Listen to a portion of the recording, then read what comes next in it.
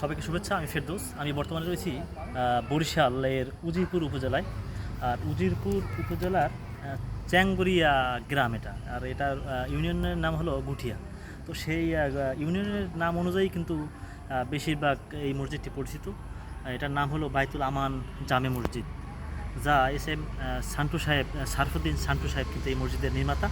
আর এই মসজিদের কাজ শুরু হয়েছিল 2003 সালে এবং এই মসজিদের কাজ শেষ হয়েছিল 2006 সালে, যার নির্মাণ ব্যয় প্রায় 20 কোটি টাকার মতো সেই 2006 সালে খরচ হয়েছিল।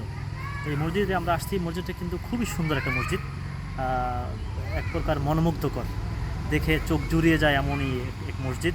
তো আমি একদম শর্টভাবে দেখাচ্ছি মসজিদটা।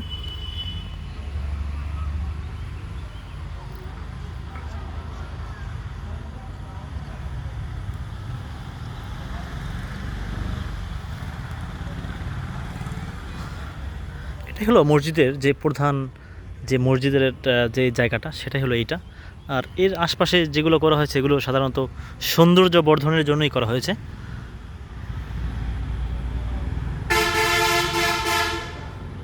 এটা হলো মসজিদের সামনের ভাগ।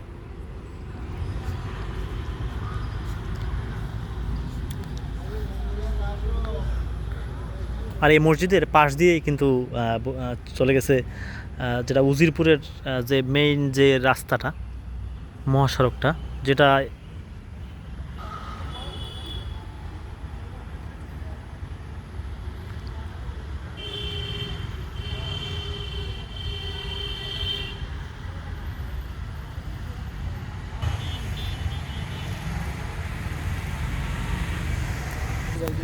আর আমার সাথে রয়েছে বন্ধু বেলাল।